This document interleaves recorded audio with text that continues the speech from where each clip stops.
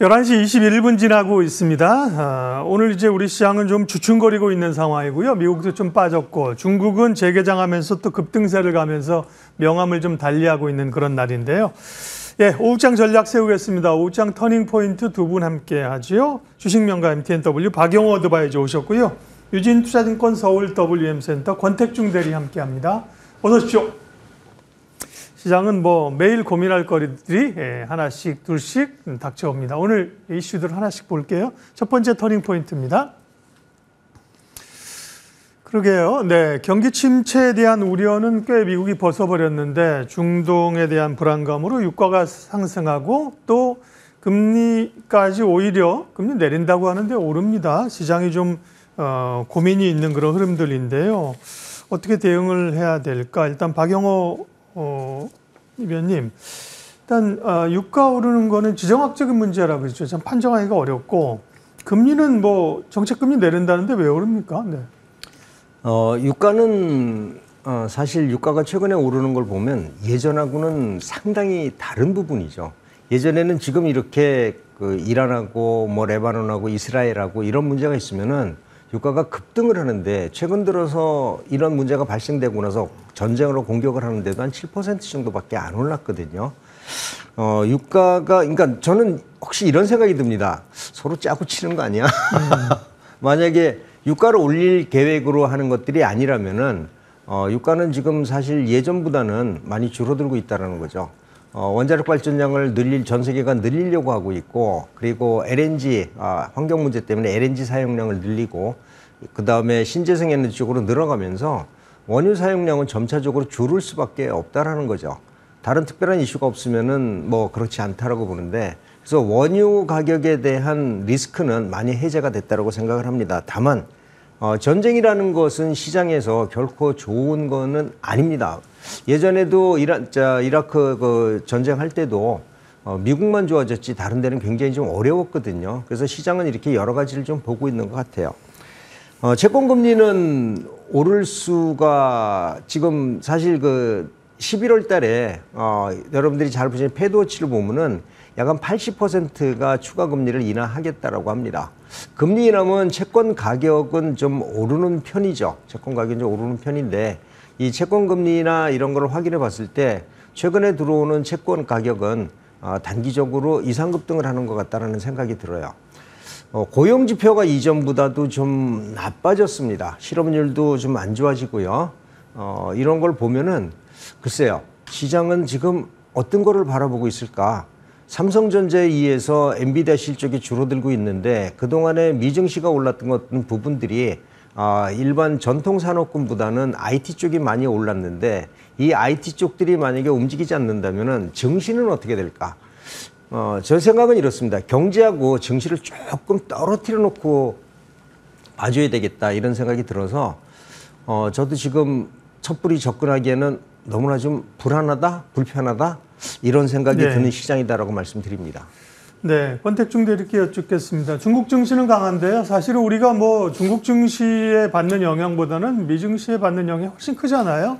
중국 증시 강세는 어떻게 보면 이제 종목별로 영향을 미친다고 하면 뉴욕 증시는 시장 전체 영향을 미치니까 불안한 점이 없지 않거든요. 뭐 좀 반전의 트리거는 뭐가 있을까요?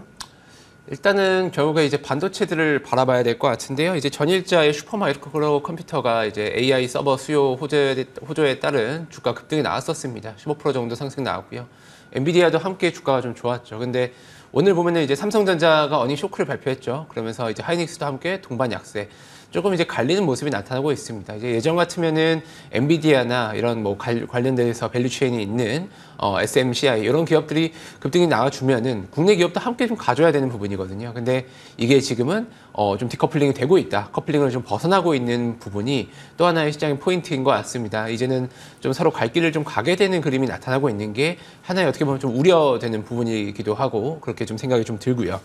그렇게 된 배경에는 결국에는 지금 이제 특히 삼성전자 같은 경우는 기존에 이제 HBM보다는 레거시 반도체들 뭐 디램이라던가 낸드 이런 쪽에 많이 치중이 되어 있는 부분이 가장 크게 좀 발목을 잡고 있다라고 봐야 될 것 같습니다. 이 부분이 이제 이전에는 바라봤던 시각은 어느 정도는 HBM이 끌고 올라가면서 레거시들도 같이 일부분 좀 견인을 해주지 않겠냐, 가격이라든지. 근데 조금 반대되는 흐름이 나타나고 있죠. HBM은 HBM대로 경쟁이 또 치열해지고 있고요. 삼성전자가 이제 승인을 받으면 하이닉스와 전자, 뭐 TSMC 모두 참전되는 그런 그림이 되는 거고, 더불어서 레거시 반도체 쪽들은 PC나 모바일이 지금 수요가 별로 안 좋습니다. 경기 자체가 끌어지지 못하고 있으면서 오히려 가격이 메모리가 좀 가믹 사이클에 좀 들어가는 거 아니냐, 이런 의견이 해외 IB에서도 계속 나오고 있죠.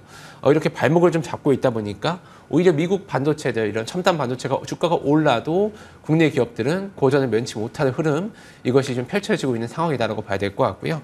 이것이 당분간 벗어나기가 좀 쉽지 않아 보이긴 합니다. 그나마 하이닉스는 조금 상황이 낫겠죠. 근데 삼성전자 같은 경우는 이것이 지금 이제 굉장히 좀 큰 이슈다, 이렇게 봐야 될 것 같고요. 그 해외 IB들의 그 평균적인 목표 주가 밴드를 좀 보면은 좀 높게 보는 데는 6만 한 5천 원, 높게 봐서 6만 5천 원인 게 좀 안타깝긴 한데, 그다음 낮게 잡은 데는 뭐 5만 5천 원대, 요 정도 밴드가 있습니다. 지금 전자는 6만 원대에 있으니까 어떻게 보면 대략 그 중간 정도의 위치에 있다, 이렇게 좀 볼 수 있을 것 같은데, 네. 제가 봤을 때는 뭐 주가는 이제 전자는 어느 정도는 반영이 많이 되었기 때문에 지금 증시 방향은 여기서 하방을 보기는 좀 어렵고요. 여기서는 좀 갇혀있는 박스권 흐름, 작은 박스권을 봐야 될 것 같습니다. 상단은 조금 닫혀있고 하단도 닫혀있는 그런 흐름으로 좀 봐야 될 것 같습니다. 네, 시장 방향성부터 논의했고요. LG에너지솔루션이 실적 발표하면서 주가가 강하게 돌아서고 있습니다. 실적 체크 한번 할게요. 매출액은 6조 8,700억, 예상치가 6조 7천억이었으니까요. 예상치보다 조금 더 잘 나왔고, 삼성전자도 그렇지만 뭐 매출단보다는 우리가 이제 영업이익단 OP를 보니까요. 영업이익은 4,483억 원. 네. 전년비보단 줄었지만 우리가 뭐 전년비 볼 게 아니라 예상치를 봐야 되니까요. 예상치가 4,190억인데 예상치보다 한 7, 8% 정도 좋게 나온 것 같습니다. 그러면서 주가가 보합권에서 지금 지수 한번 보여주세요. LG에너지솔루션 3% 가까이 치고 오릅니다. 2차 전지에 대한 기대감들이 실적으로도 일정 부분 뒷받침이 되고 있어서 좋네요. 자, 다음 터닝포인트 이슈 가겠습니다. 삼성전자가 잠정 실적을 발표했는데요. 시장의 기대치보다도 뭐 10% 넘게 소위 이제 낮게 나오면서 어닝 쇼크를 기록했습니다. 박영호 위원님. 네. 그러게요. 뭐가 이렇게 실적의 발목을 잡고 있는 걸까요? 삼성전자 3분기 실적이 조금 부진할 거다라는 것은 이미 다들 알고 계셨던 내용입니다. 제가 하죠. 이전에도 방송에서 말씀드렸다시피 삼성전자가 HBM에다가 너무나 많은 돈을 쏟고 있다라는 거죠. 그러니까 지금 매출단에서 보면은 나쁘지 않습니다. 그런데 영업이익단에서 좀 무너졌다라는 건데, 이 영업이익은 HBM에서 생산 수율이 너무나 낮아서 이런 얘기가 있어요. 레거시 반도체에서 벌어서 HBM에다 꽂아받고 있다, 이런 얘기가 있는데, 이것만 극복이 된다면은 삼성전자는 나쁘지 않을 거다라고 보고 있거든요. 이번에 반도체 수출이 사상 최고를 보였는데, 이 반도체 수출을 견인한 게 MCP입니다. 이제 복합 반도체죠. HBM 같은 복합 반도체인데, 이 복합 반도체가 반도체 수출 물량의 30%를 차지하고 있거든요. 이게 이전에는 30% 차지 못했습니다. 근데 최근 들어서 굉장히 많아지고 있다라는 거고요. 삼성전자 3분기 실적이 부진했던 거는 아마 이 MCP가 좀 부진했었다라고 볼 수밖에 없을 거예요. 반대적으로 우리가 얘기를 한다면 SK 하이닉스는 지금 HBM 쪽으로 봐서는 3분기 실적은 기대 이상이 나올 수도 있다라는 거기 명암이 엇갈리고 있다라는 게 시장의 문제다라고 보고요. 삼성에서 문제가 이거였습니다.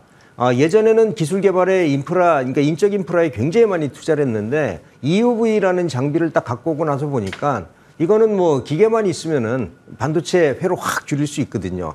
그러다가 이전에 HBM 할 때도 이거 뭐 돈도 안 될 것 같으니까 TF 없애버리고요. 그리고 인적 관리를 제대로 안 했습니다.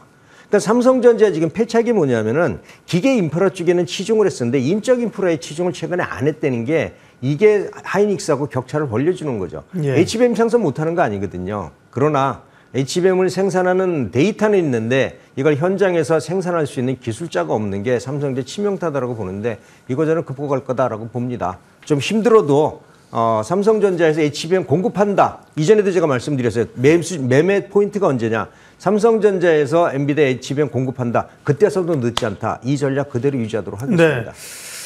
그러게요. 권택중 대리는 어떠세요? 지금 박영호 의원이 말씀하신 것처럼 삼성전자야 뭐 기대치가 낮았는데 하이닉스는 사실 좀 덩달아 빠진단 말이에요. 그죠? 근데 하이닉스도 실적이 삼성전자처럼 나쁘게 나오리라고 생각 안 해도 될 수 있거든요. 그러면 하이닉스 같은 경우는 오히려 기회가 좀 될 수도 있지 않을까요?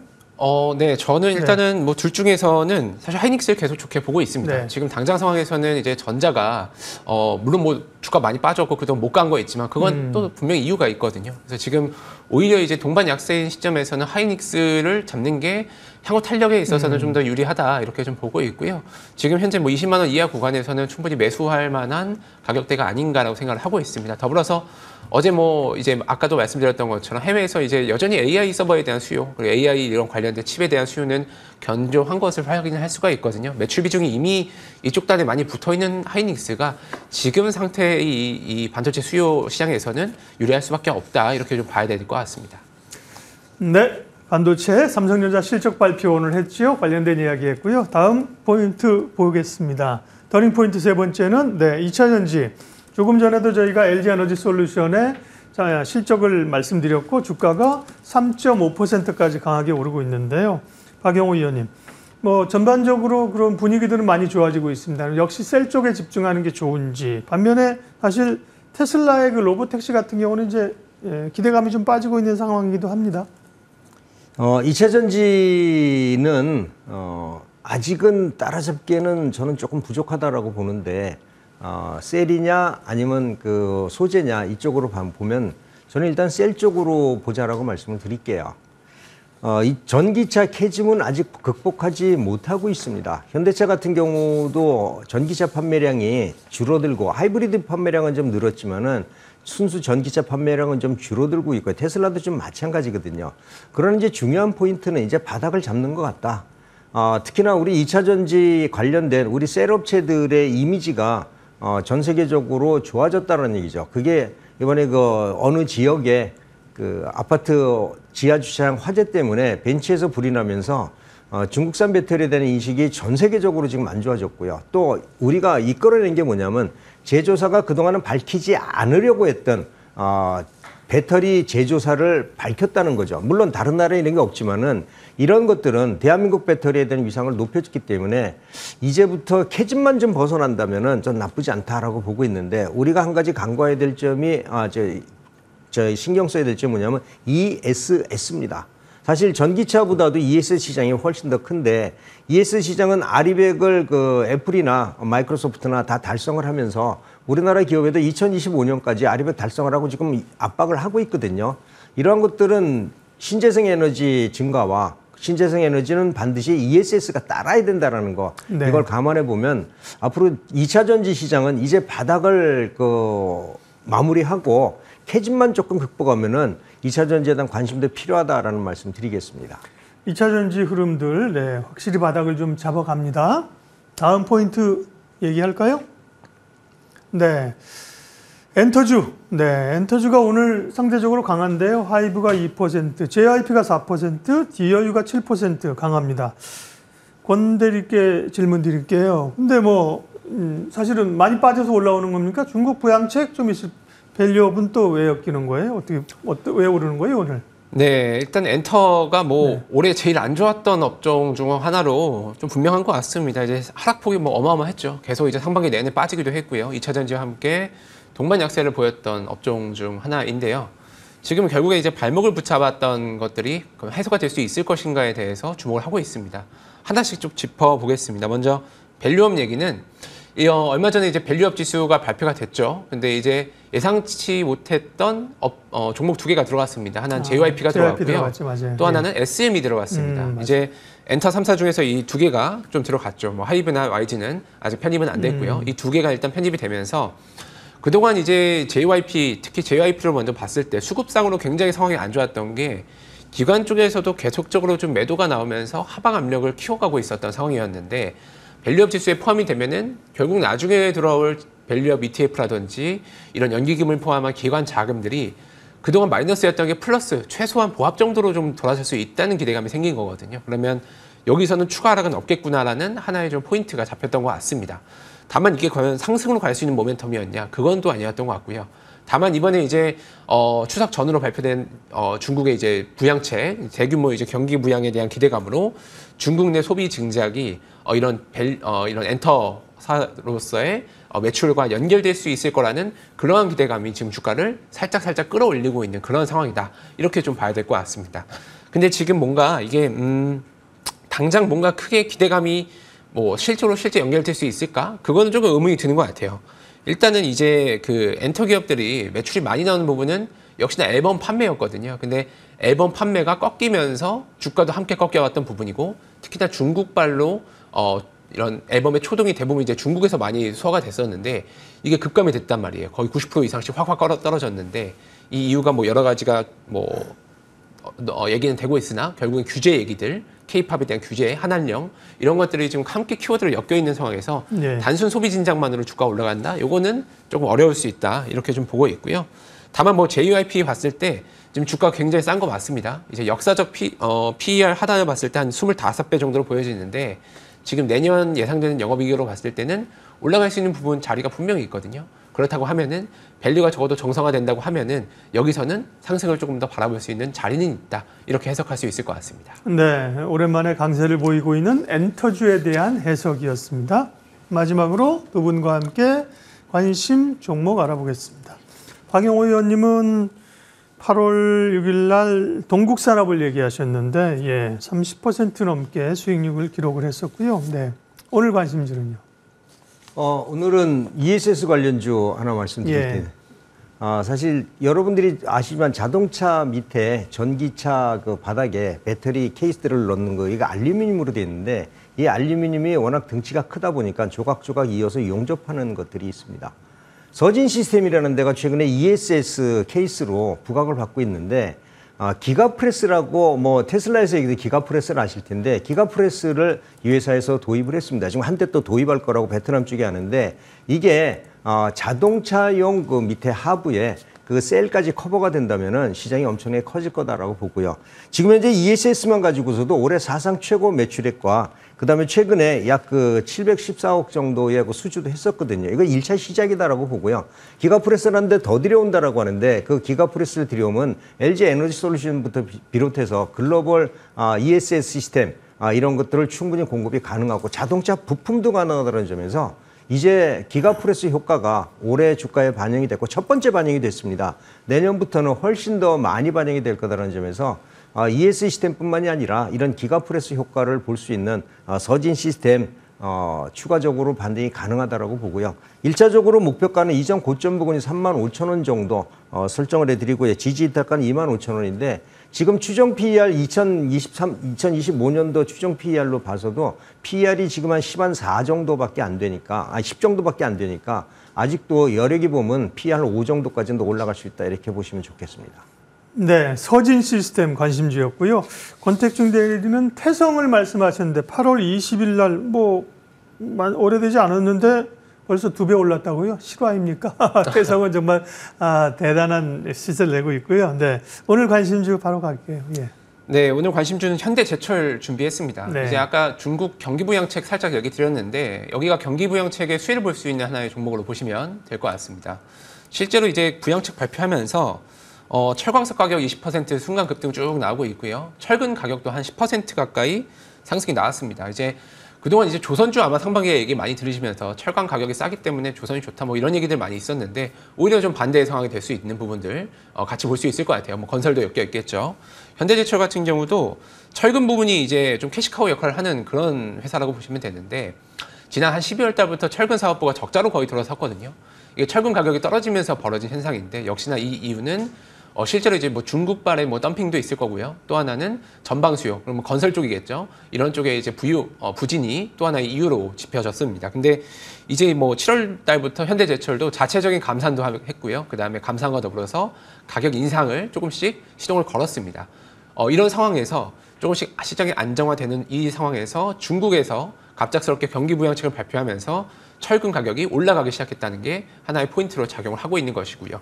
더불어서 이제 현대제철 주가 보시면은 최근 들어서 부양책 발표 이후로 주가가 좀 올라왔죠. 그래서 조금 부담되는 거 아닌가 이런 생각을 하실 수도 있을 것 같은데 오히려 이제 중국발로 중국 철강 기업들 주가 오른 거 생각하면은 예. 좀 덜 올랐다 이렇게 좀 볼 수 있겠습니다. 그래서 매수가는 현재 3만 원 이하에서 매수, 네. 목표가 4만 원 이렇게 설정하시고 보시면 좋을 것 같습니다. 28,700원인데 현재가가 목표가를 4만 원으로 높게 설정을 하셨습니다.